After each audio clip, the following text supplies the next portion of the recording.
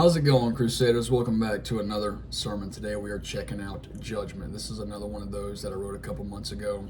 I don't remember anything about it. The only thing that I do remember about it, usually what I do is I'll talk a little bit about the subject of what we're talking about, and then I'll do 3 Bible verses and then talk a little bit in between each Bible verse. But the Bible just has so many verses when it comes to judgment. I really just put a bunch of verses in there that I would like for you guys to check out. So I want to say I do appreciate all the love and support that I got for the last video after not making one in 4 months.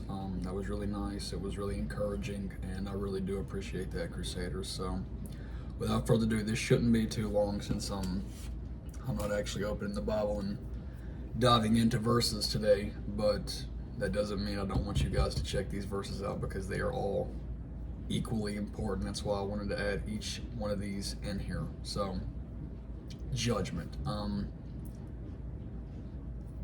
The last couple months I've probably got more of that than I ever have in my entire life. But, you know, this is one of those things where every single person watching this is guilty of.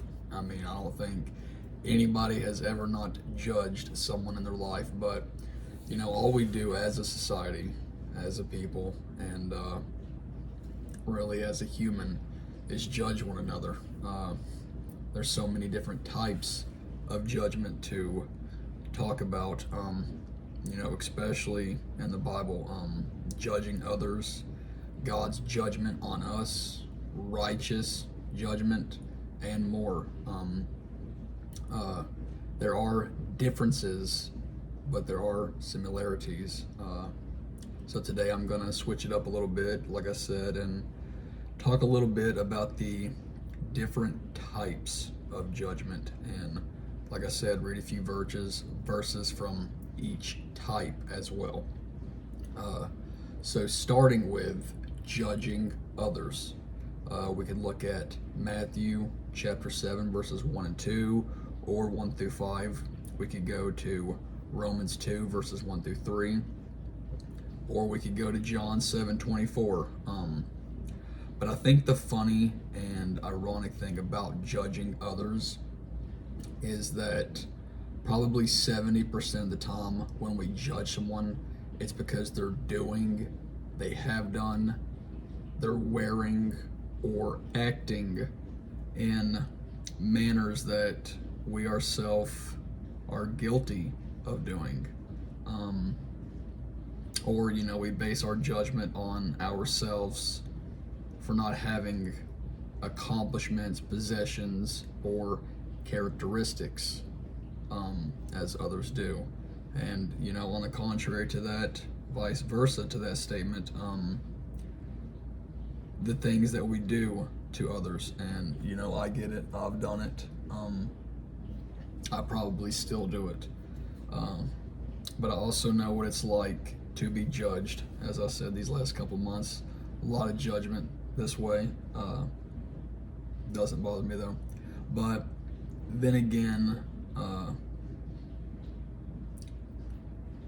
you know, really, because as I always say, the only people that I have to care about when it comes to who I am is my kids and my God. So, but just imagine, and this happens quite a bit, but just imagine, you know, you got a bald guy with tattoos all over his head coming into your church.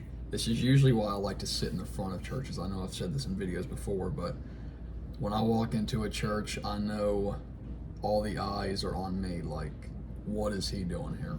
But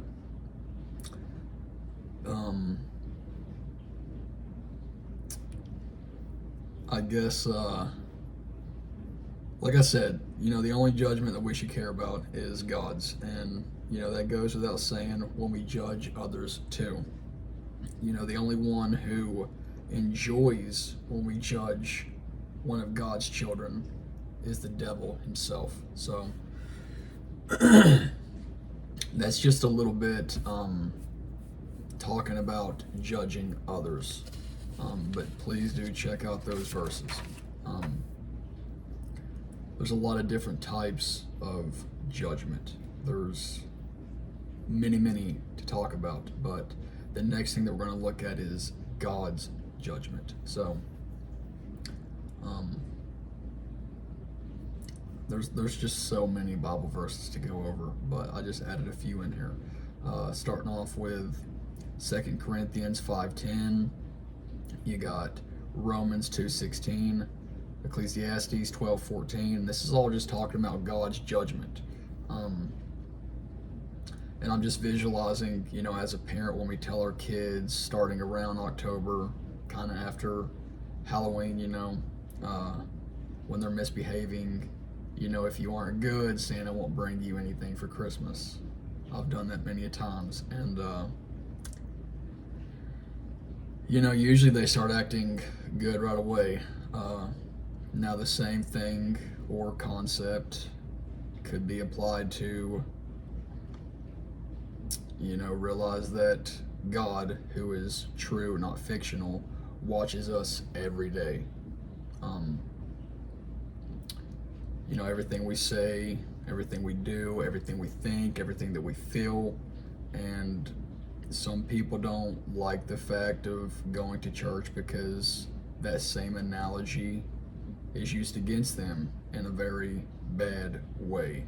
But if you don't straighten up your life, you're going to hell. That's one of the things you hear a lot in church. But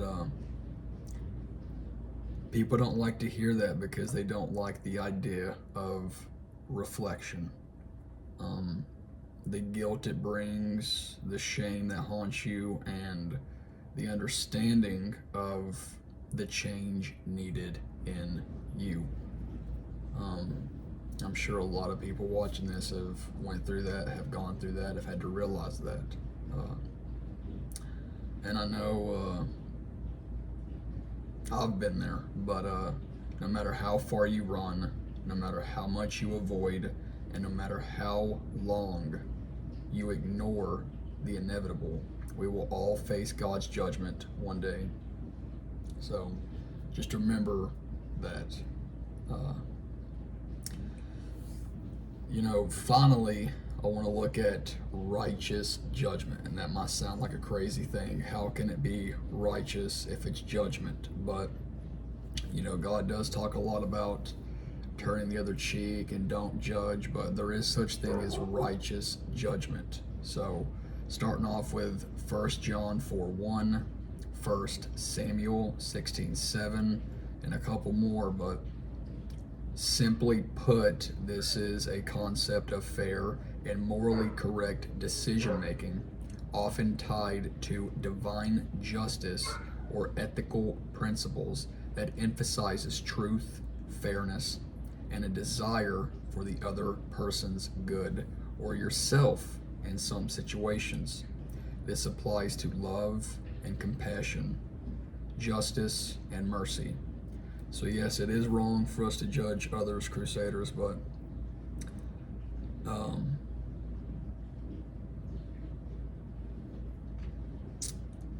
spiritually upright people trying to harm you, there's good ways to go about it, but there's also bad ways to go about it. If you're truly trying to help somebody to get on the path to God, and not shaming them, but encouraging them to do better for themselves, for their kids or their family or anything of the sort, that is a righteous judgment if you're looking out for their best interest. But if you're just judging them to judge them, it's not even on the same concept. So these were just some different types of judgments to talk about in the Bible, and I pray this helped some people understand what God says about it and how he feels about these different types of judgment. And there's a couple more different types of judgment that we could go over, but these are definitely the top three that I wanted to hit and go over and just really dive into. So as I said, check these verses out, Crusaders. If you want to know more about judgment, which is something that we are all guilty for,